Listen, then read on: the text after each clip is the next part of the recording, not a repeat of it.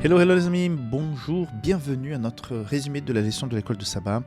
La semaine dernière, nous avons préparé les textes, mais malgré toute notre envie de pouvoir enregistrer, malheureusement, j'ai eu un petit accident au niveau de mon pied, je ne pouvais pas très bien marcher. En train de faire la peinture, j'ai tombé. Et en plus, nous étions avec la préparation des conteneurs qui partaient vers les États-Unis depuis l'Espagne pour la conférence générale. D'ailleurs, je t'invite à venir visiter le stand de Safelis à la conférence générale au Saint-Louis si tu y vas. Et avec la charge de travail que nous avions cette semaine et le fait que je me déplace très doucement, on fait que finalement, j'ai pas pu enregistrer la semaine dernière, mais nous reprenons donc les enregistrements normaux. Et nous voici pour la 9e leçon de ce deuxième trimestre 2025, où nous parlons des psaumes, la deuxième partie. Dans les psaumes, deuxième partie. Le verset à mémoriser, psaume 67, versets 3 et 4, dit ceci: que les peuples te louent, ô Dieu, que tous les peuples te louent, que les nations se réjouissent et qu'elles soient dans l'allégresse, car tu jugeras les peuples avec droiture et tu gouverneras les nations sur la terre. Donc un verset à mémoriser qui résume et effectivement beaucoup de choses que nous allons toucher cette semaine. Donc, en résumé, les points principaux que nous allons aborder cette semaine, ils sont à mon regard 6. Et on va pas mal au départ travailler sur le psaume 46. Dieu est notre refuge au milieu de la tempête, du chaos. Notre espérance dépasse les espérances qui peuvent apporter les réponses humaines. Il y a une dimension de foi, de confiance qui dépasse les assurances que nous pouvions avoir sur cette terre. Tout ce que l'homme peut nous proposer comme assurance, nous savons que ce sont des choses très fragiles. Les épidémies, telles comme celle du Covid, nous ont prouvé que les choses qui étaient certaines, la routine qui était tout à fait normale, peuvent changer de jour au lendemain. Nous avons vécu en Espagne et au Portugal très récemment un blackout énergétique pendant presque une journée. Et je peux vous dire que la vie s'arrête pratiquement de toute manière parce que la vie, je dis la routine, on est tellement dépendant de la modernité qui a été créée par l'homme, qui nous facilite énormément la vie. Même ma voiture, elle est électrique, par exemple, que tout s'arrête. Tout s'arrête tout simplement parce que nous n'avons plus un élément qui n'est pas fondamental, qui est important. On peut continuer à vivre sans électricité, mais sans elle, la vie, telle comme nous la concevons aujourd'hui, s'arrête pratiquement dans plusieurs domaines. C'est très compliqué. Les gens qui devaient se déplacer pour aller au travail n'ont pas pu rentrer. Des gens qui ont dû marcher 5-6 heures pour pouvoir rentrer à la maison. Donc des gens qui, s'il n'y avait pas tous ces moyens de transport et de communication, ne pouvaient pas travailler si loin comme ils travaillent aujourd'hui. Donc la vie, elle peut changer dans sa façon de voir, d'exister, d'être très rapidement, puisque un élément comme l'électricité a été coupé pendant une journée et on a vu que c'est une catastrophe. Donc voilà, toutes les assurances que le monde peut nous apporter, en fait, elles sont extrêmement fragiles. La vraie assurance, c'est celle qui nous apporte le Seigneur. Et Christ regagnera cette terre. Cette terre va lui appartenir à nouveau et c'est sa justice qui fera ce travail. Dieu nous bénit, même pendant ces moments de tribulation, mais c'est pas pour notre confort, c'est pas pour dire que nous sommes les plus beaux, c'est pour que nous puissions briller et faire en sorte que d'autres personnes puissent connaître ce message et ce Dieu merveilleux que nous avons. Et pour finir, il y a une mission, il y a une situation assez délicate et compliquée vers la fin de l'histoire humaine sur cette terre. Nous savons que la prophétie nous annonce des choses assez compliquées, difficiles, mais la leçon nous rappelle qu'il y a un Dieu dans les cieux et il y a un Saint-Esprit qui nous a été laissé pour nous conduire, pour nous accompagner pendant cette période d'épreuve, de conflit vers la fin des temps. Voilà en résumé. Il y a d'autres points que je vais te dire tout au long de la semaine. Tu n'es pas seul. Nous ne sommes pas seuls. Il y a des moments où nous devons marcher par la foi, avancer vers des décisions des prises de position qui ne sont pas garanties par des faits humains. Et il y a un moment donné où nous sommes invités à faire preuve de courage spirituel et prendre des décisions basées sur la foi. Donc, voilà, tous ces éléments se réunissent dans la leçon de cette semaine. Je pense que ça va être une bénédiction pour nous. Donc, je t'attends rapidement pour la leçon du dimanche et j'espère que Dieu puisse être avec toi, que tes moments de communion avec le Seigneur puissent être au plus haut et que tu puisses avoir cette intime conviction que Dieu est avec toi. On se retrouve très bientôt. Bye bye. Hello, hello les amis, bienvenue à notre leçon de l'école de sabbat, leçon du dimanche, dont le titre est le suivant, une aide très présente dans les moments difficiles. Verset que j'ai choisi, je pense que le psaume 46, il y a tellement de beaux versets, mais je me concentre vers le verset 10 de psaume 46. Restez tranquille et sachez que je suis Dieu. Ça c'est magnifique, hein? Restez tranquille. Je suis votre Dieu, je suis là.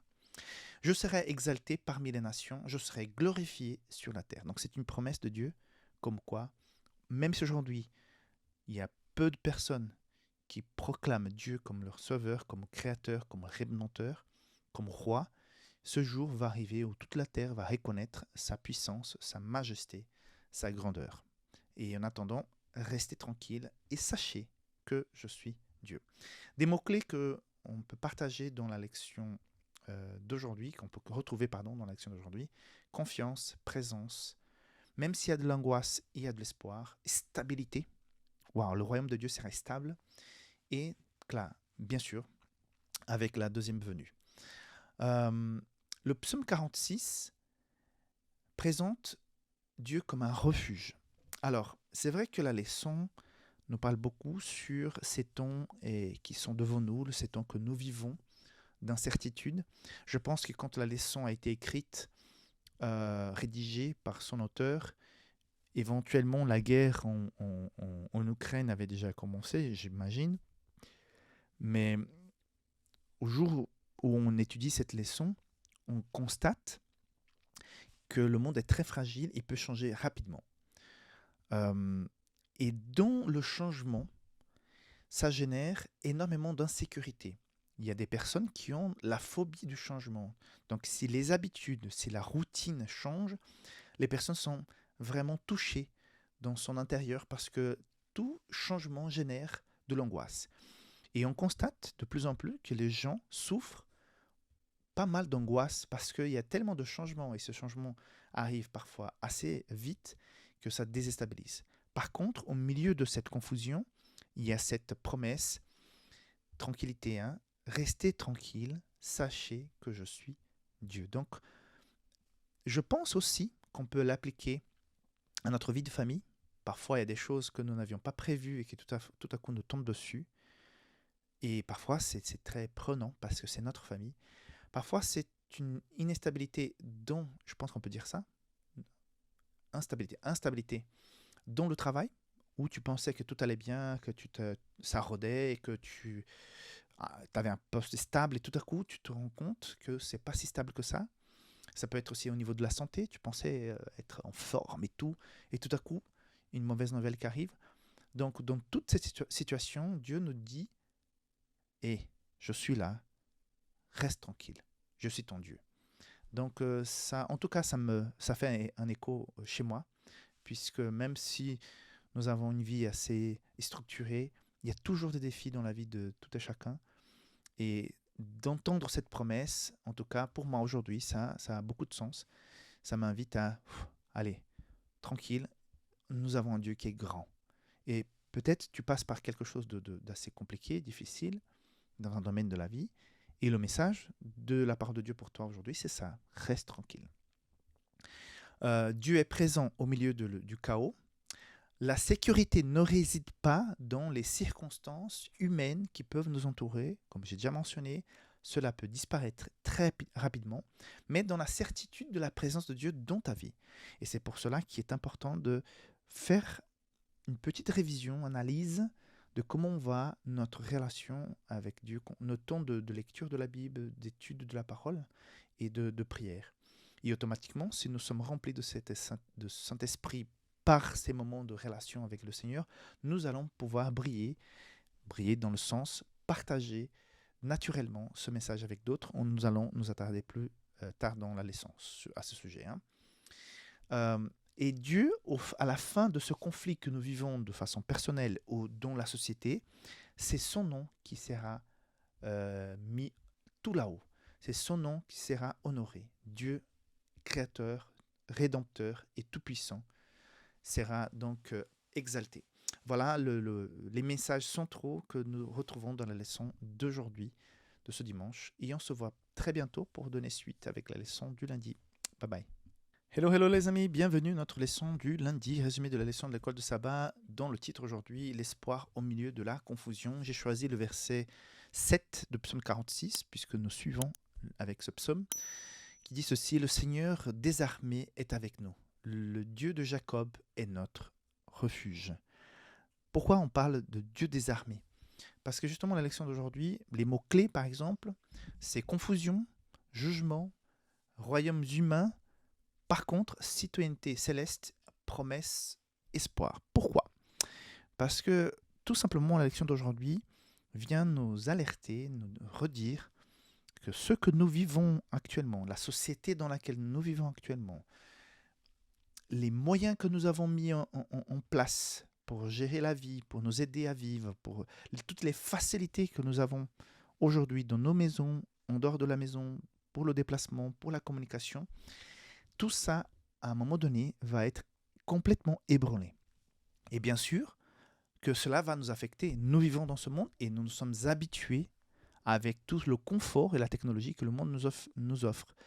Et ça va nous affecter beaucoup. Il y aura énormément d'angoisse. Et à ce moment-là, ce qui va faire vraiment la différence, c'est cette confiance, cette relation d'amour et de confiance avec ce Dieu merveilleux que nous avons.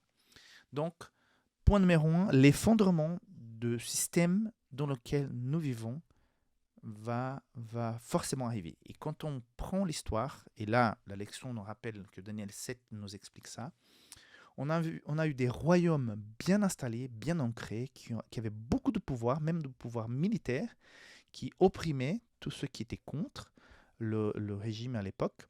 Même ces royaumes-là, extrêmement forts qu'ils étaient, sont tous effondrés. Donc, voir des effondrements dans ce que l'homme a construit, c'est une habitude. C'est vrai que nous ne sommes pas habitués à ça parce que tout paraît tellement normal et nous n'étions pas là. Les livres d'histoire racontent un petit peu. Mais nous allons vivre, nous, aujourd'hui, dans quelques temps, dans quelques temps, des effondrements. On a eu déjà des clins d'œil que j'ai déjà mentionné dans les jours précédents, qui nous montrent que les choses peuvent changer rapidement. Donc, nous sommes invités à avoir de la confiance, de l'espoir sur autre chose. Et Philippiens 3, 20 nous dit ceci: « Mais notre cité à nous est dans les cieux, d'où nous attendons aussi comme sauveur le Seigneur Jésus-Christ. » C'est-à-dire que, voilà, tout ça va être ébranlé. Par contre, nous avons cette assurance de la vie éternelle, de la véritable cité céleste, de la vie normale, qui aurait dû être le normal, avec Jésus au ciel. Donc, voilà. Terreur, inquiétude, conflit, guerre, toutes sortes de choses pourraient passer rapidement et changer la donne. Par contre, nous sommes invités à regarder plus haut, à voir qu'il y a un Dieu dans les cieux. Et le dernier message de la leçon d'aujourd'hui, c'est que Dieu reste un refuge dans le chaos. Donc, l'invitation que nous fait le psaume 46 de faire confiance totale à Dieu pour affronter tout ce qui est devant nous. Je pense que nous pouvons encore une fois appliquer ça dans notre vie aussi quotidienne. Si tu passes par un moment de chaos, entre guillemets, dans ta vie personnelle, et professionnelle, sentimentale, émotionnelle, Dieu nous invite aussi à lui faire confiance. Donc il y a le grand chaos dans la société qui va forcément arriver tôt ou tard, mais parfois il y a des chaos dans nos vies, des choses que nous n'avions pas prévues, qui finalement nous tombent dessus, et Jésus nous invite à lui faire confiance aussi. Dieu te garde et on se voit bientôt pour le résumé de la leçon du mardi. Bye bye. Hello les amis, bienvenue à notre leçon, notre résumé de la leçon du mardi. Sous ses pieds, le verset que j'ai choisi, on passe déjà au chapitre 47 des psaumes, on sort du 46, Je choisis le verset 5. Dieu est monté au milieu des cris de joie, le Seigneur au son de la trompette. Donc, un jour où nous allons proclamer que Dieu est le roi des rois et notre Dieu tout-puissant, et un nouveau royaume va avoir le jour. La leçon commence mentionnant le fait que Lucifer, jusqu'à un certain moment, pouvait encore rentrer en contact, se présenter devant Dieu, et c'est l'occasion pour parler de Job, mais toute cette principauté qui avait Lucifer sur la terre, cela va s'arrêter. Donc, nous avons aujourd'hui dans cette leçon la promesse que Dieu sera le vainqueur dans ce conflit final qui va arriver bientôt, et nous serons avec lui co-participants de son royaume. Les mots-clés de la leçon d'aujourd'hui, c'est royaume, justement, c'est devenu millénium, héritage, parce qu'il est question de l'héritage de Jacob, et souveraineté de Dieu. Donc, 3 points importants. Malgré le fait que Satan soit présent, que Lucifer soit présent sur cette terre, qu'il puisse encore avoir énormément d'influence sur les êtres humains, il faut savoir que cela va s'arrêter. Cela ne sera pas pour toujours. Satan sera emprisonné et après jugé et après anniquilé. Et avec lui, tout le mal, tout le péché. Dieu sera le plus fort. Ça va s'arrêter un jour. Il y a aussi un moment de joie, de victoire, c'est quand Jésus revient. Cela est mentionné dans une citation d'Ellen White. Par contre, et je trouve cette citation, je t'invite à voir dans la deuxième partie de la leçon d'aujourd'hui, où elle décrit comment sera l'arrivée de la Nouvelle Jérusalem sur le mont Olivier. Et j'ai eu le privilège d'avoir été en 2023 en Jérusalem, tout juste avant quelques mois, je crois, au mois de juin. Et je crois que la guerre a commencé en novembre ou septembre, je ne me souviens plus. Mais quelques mois avant le début de la guerre. Et moi, j'étais au mont des Oliviers. Et quel privilège de pouvoir être là et imaginer, c'est ce mont que Zacharie a promis, que la Nouvelle Jérusalem va toucher la terre, diviser ce mont en deux et commencer une nouvelle ère, une nouvelle terre complètement purifiée, rénovée, et nous vivrons ici-bas, sur cette terre, mais complètement transformée. Et ça, c'est la deuxième victoire. Donc la première, oui, éclatante, les morts ressuscités, les justes transformés, Jésus ne touche pas la terre. Mais après la fin du millénium, quand le péché sera complètement éradiqué, de voir cette terre complètement rénovée, telle comme elle aurait dû être si le péché n'avait pas intervenu, et ça va être une expérience formidable. Dernier point concernant la leçon d'aujourd'hui, c'est que nous serons coparticipants de la royauté divine qui sera établie. J'ai bien aimé cette phrase. On n'est pas des vagabonds spirituels, mais nous sommes héritiers de ce royaume. Ils nous feront partie. Nous serons des princes et des princesses, on pourrait dire comme ça, de ce royaume. C'est-à-dire qu'il y a une dimension participative de l'être humain racheté, transformé. D'ailleurs, la possibilité de revoir les jugements de Dieu pendant le millénaire vont nous donner aussi cette position importante, de renom dans tout l'univers. Et comme dit la Bible, nous aurons la possibilité de juger les anges déchus. Donc, voilà, nous serons co-héritiers de ce royaume. Et c'est sur cette terre que nous allons vivre cette expérience.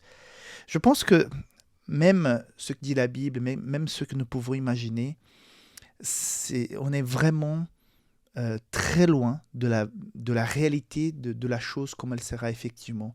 Je pense que ça va être tellement grand, sublime, puissant. Ça vaut tellement la peine de vivre la vie éternelle, ça vaut tellement la peine d'être fidèle au Seigneur, de lui faire confiance.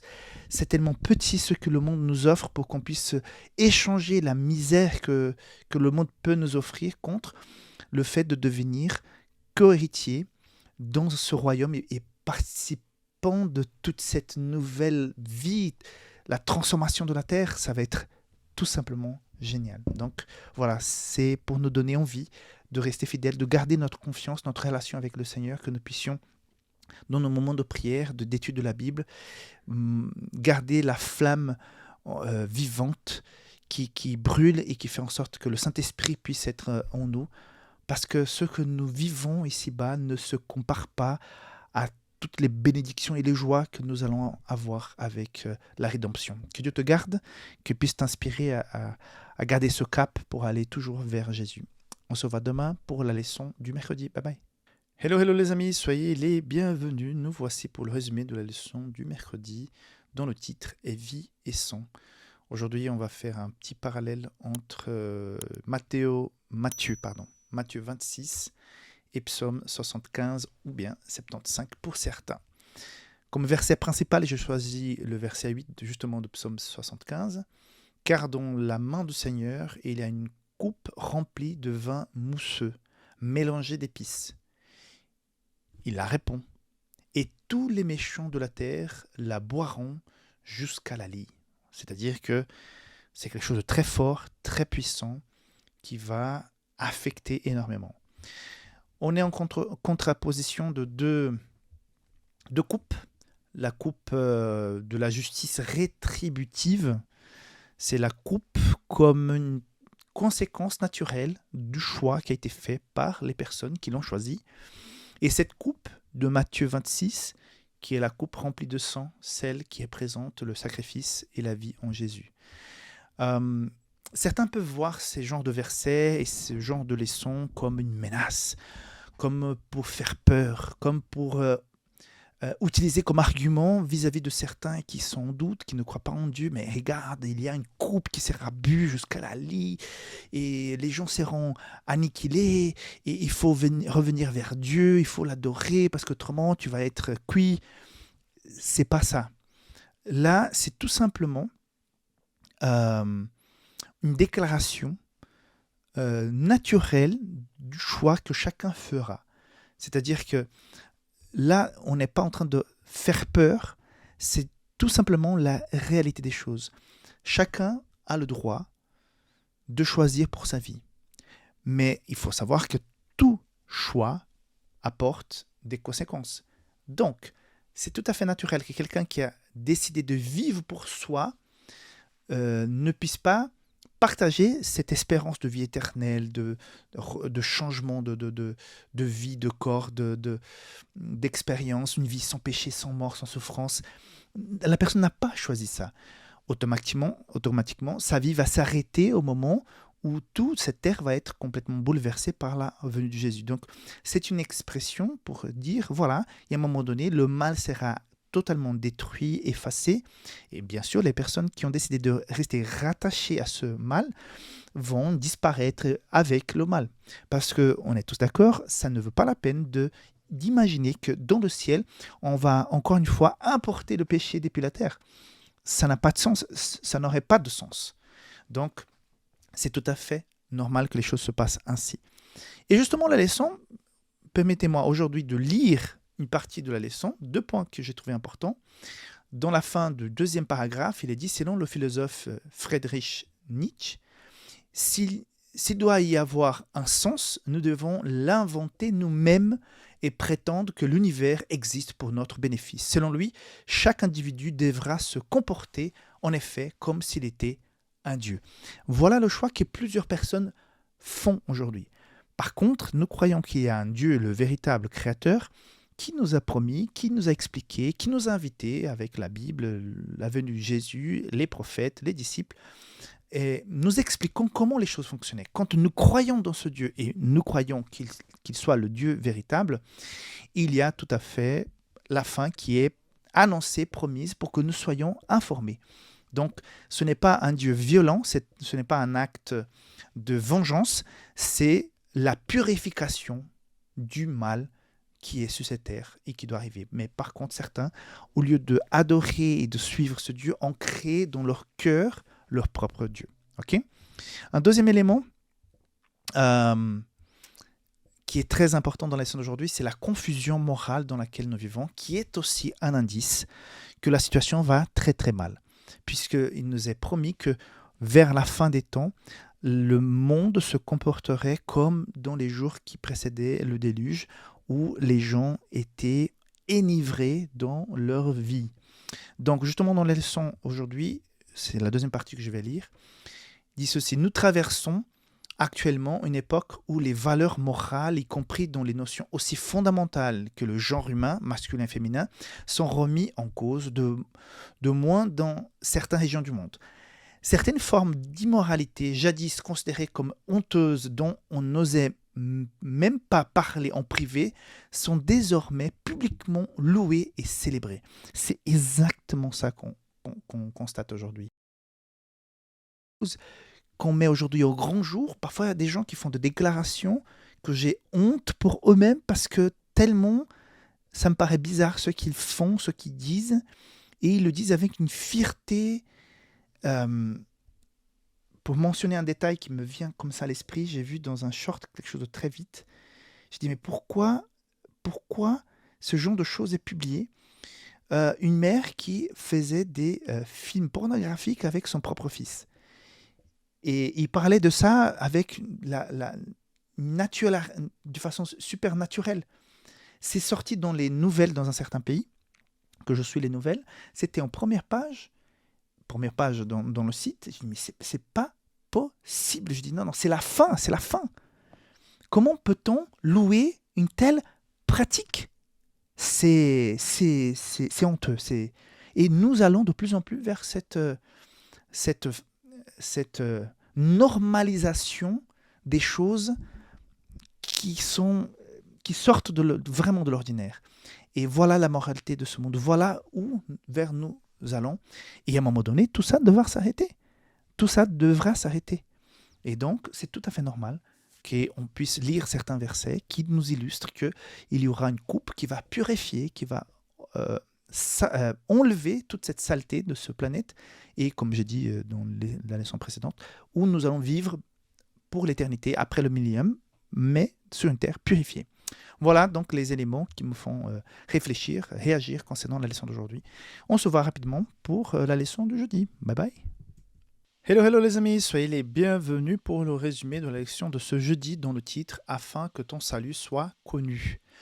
Verset à mémoriser, on est dans le psaume 67, c'est un psaume qui est une prière missionnaire qui nous invite, qui s'engage à aller vers l'autre pour pouvoir apporter le message à d'autres personnes. Versets 1 et 2 dit ceci: que Dieu ait pitié de nous et nous bénisse, qu'il fasse resplendir sa face sur nous, afin que ta voix soit connue sur la terre et ton salut parmi toutes les nations. C'est-à-dire, Dieu nous invite à faire en sorte que les bénédictions que nous recevons puissent être à leur tour une bénédiction pour d'autres personnes. Je fais régulièrement cette réflexion. À chaque fois que tu reçois quelque chose de bon de la part de Dieu, soit une connaissance, soit une maîtrise, soit des bénédictions matérielles. Tout d'abord, ça c'est effectivement pour toi, pour moi, sur la première ligne, nous recevons la bénédiction. Mais aucune bénédiction nous est donnée pour qu'on puisse l'utiliser à 100%. Donc si je suis béni avec une information importante, je suis invité à partager cette information importante à d'autres qui ne la connaissent pas. Si je suis béni avec une maîtrise émotionnelle sur une situation, sur ma vie, peut-être Dieu m'invite à aider d'autres personnes qui ont moins de maîtrise émotionnelle sur certains problèmes pour qu'on puisse les aider à mieux les gérer. Donc toujours partageons les bénédictions que nous recevons. Si on reçoit une bénédiction matérielle, que peut-on faire pour aider ceux qui sont autour de nous, qui ont besoin, sont dans la carence d'une bénédiction matérielle aussi. Okay? Alors, quelques points à retenir par rapport à la leçon d'aujourd'hui. Donc, nous sommes bénis pour briller, pour faire en sorte que, en fait, nous remplaçons, c'est le deuxième point, nous remplaçons l'Israël ancien qui avait la mission de pouvoir briller et attirer d'autres personnes vers le peuple d'Israël. Aujourd'hui, après la mort de Jésus sur la croix, ce peuple n'est plus le peuple de Dieu, mais chaque chrétien qui accepte Jésus est peuple de Dieu là où il vit. Et donc, nous sommes invités à faire de la même manière, en sorte que quand les gens puissent rentrer en contact avec nous, sentir qu'il y a un Dieu qui gère, qui organise, qui est présent dans la vie de cette personne et qui ça donne envie d'aller plus loin et de connaître ce même Dieu. Okay? Donc, nous remplaçons à quelque part la mission de l'ancien Israël. Okay? Nous ne sommes pas des consommateurs de lumière, nous sommes des porteurs de lumière. Comme nous avons vu dans la leçon de mercredi, on n'est pas des petits dieux. Nous sommes les adorateurs du vrai Dieu créateur, rédempteur et sauveur. Donc, nous n'avons pas de la force en nous-mêmes. Nous sommes invités juste pour dire, voilà, je suis porteur de lumière, d'espérance. Et si tu veux, peux te la passer parce que ça m'a béni, ça m'a éclairé mon chemin, ma vie. Ça m'a aidé à prendre des décisions qui m'ont évité pas mal de problèmes et qui ont fait en sorte que ma vie soit pleine aujourd'hui. Et donc, je peux te passer cette lumière. Parce que ça ne va pas me manquer, ce n'est pas quelque chose que je perdrai, c'est du partage. Donc, voilà, c'est dans tous ces symboles qui sont dans le livre des psaumes, quand on voit le jugement et tout ce qui va se passer, en attendant ce jour de la fin de l'existence de l'humanité, Dieu nous invite toujours à pouvoir être des passeurs de lumière pour bénir les autres personnes qui sont autour de nous. Donc la question est la suivante. Que fais-je actuellement pour être une source de bénédiction? Qu'est-ce que tu fais de pratique dans ta vie pour être une source de bénédiction? Autour de toi, dans ton voisinage, à l'église, les amis, dans une association, dans ton lieu de travail, d'école, qu'est-ce que tu fais à ces endroits où tu montres, naturellement, pas forcé, qu'il y a un Dieu plus grand qui règne dans ta vie? Voilà la question pour chacun d'entre nous. Dieu te bénisse et on se voit demain pour clore la leçon de cette semaine. Bye bye. Hello les amis, soyez les bienvenus. Notre leçon du vendredi pour résumer donc la leçon de la semaine. Pour clore et étudier et à méditer, c'est le titre de toujours. Il y a une invitation à lire Psaume 133, Actes chapitre 1 versets 4 à 9, Apocalypse chapitre 5 versets 4 à 7. Il y a une citation des Actes des Apôtres de Ellen White dont je prends une phrase. Christ a réclamé le don de l'Esprit afin de pouvoir le répandre sur son peuple. C'est-à-dire que le point central de la leçon d'aujourd'hui, c'est l'objectif commun que nous avons actuellement après la mort de Jésus, le baptême du Saint-Esprit, la Pentecôte sur les disciples, de poursuivre la mission que Dieu nous a laissée en nous donnant le salut, l'explication, la confirmation qu'avec la croix, le mal était déjà fini, mais que l'exécution du jugement de Dieu viendrait à la fin, et qu'entre ces deux temps, l'Israël ancien n'était plus le peuple de Dieu, et que nous sommes tous, une fois que nous acceptons Jésus, les messagers, les porteurs de cette lumière. Et nous sommes invités, avec l'aide du Saint-Esprit, et avec la communion entre frères et sœurs. Et cette communion n'est que possible à travers le Saint-Esprit. S'il n'y a pas l'Esprit de Dieu, quand les gens sont réunis, il y aura forcément beaucoup de soucis, beaucoup de problèmes. Certains disent que parfois à l'église, il y a beaucoup de problèmes, beaucoup d'histoires, mais quand tu vas dans un lieu de travail où l'esprit qui anime les gens n'est pas du tout l'Esprit de Dieu, on constate que les relations humaines sont très, très, très compliquées, même si elles sont aussi au niveau de l'Église, mais c'est déjà beaucoup plus simple, parce que normalement, les gens sont un peu plus imbibés des valeurs chrétiennes. On va toujours faillir parce qu'on est soumis au péché.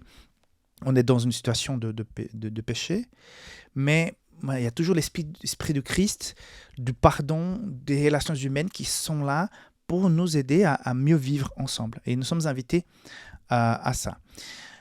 L'œuvre de cette prédication n'est pas la nôtre, c'est celle du Saint-Esprit, de Dieu, mais nous sommes invités à participer en tant que représentants, témoins. Donc, il est vital, extrêmement important que nous puissions participer activement de cette prédication, notamment dans cette période de fin des temps où les choses vont s'accélérer rapidement et où Dieu a besoin des personnes clés qui seront fidèles, qui seront très claires concernant les valeurs, ces valeurs, et qui ne vont pas vendre justement ces valeurs pour les circonstances, pour se protéger soi-même, faire en sorte véritablement que ces valeurs de la Bible puissent se refléter dans leur vie et impacter la société. Okay? Et il est question d'être beaucoup plus disponible qu'innovant. Donc, Parfois, on a envie de changer les choses parce qu'il faut changer pour changer. Là, le message de la leçon d'aujourd'hui, plus qu'innovateur, nous avons besoin d'être disponibles au baptême du Saint-Esprit et faire en sorte que notre vie puisse refléter les valeurs de la parole de Dieu. Souvent, parfois, quand on a envie de relancer une église, relancer l'activité missionnaire dans une église, c'est beaucoup plus simple et facile d'aller chercher de la technologie, des techniques, des formules qui ont fonctionné ailleurs. Je me souviens notamment d'une église en Italie qui avait vécu un renouveau assez spectaculaire, mais qu'on avait du mal à transposer parce que ce renouveau qui a eu lieu dans cette ville, c'était assez spécifique à ces personnes, et c'est surtout une prise de conscience concernant le Saint-Esprit dans la vie de chaque personne. Et comme il y a plusieurs personnes qui ont accepté se remplir davantage de Saint-Esprit, cela a impacté davantage l'église et les gens et les amis. Il y a eu des conversions, il y a eu un renouveau dans cette église. D'ailleurs, j'ai pu les inviter en Suisse quand j'étais pasteur là-bas pour qu'ils puissent venir et témoigner. Donc, c'est assez lié à ce baptême du feu par le Saint-Esprit. Et s'il y a plusieurs personnes dans la même église, ça va générer automatiquement un renouveau dans cette communauté. Donc, moins de technique et plus de Saint-Esprit dans la prédication de l'Évangile, dans cette fin notamment de l'histoire de ce monde, parce que Jésus revient bientôt. C'est aussi un point central dans la leçon cette semaine. Que Dieu puisse te bénir. On se reverra la semaine prochaine pour la leçon 10. D'ici là, que tu puisses vivre un très très bon sabbat. Et j'espère que ta communion avec le Seigneur soit une priorité dans ta vie, que tu puisses vivre des moments de qualité avec le Seigneur et refléter ça dans ta vie, dans ta famille, pour la gloire de Dieu. Que Dieu te garde. On se voit bientôt. Bye bye.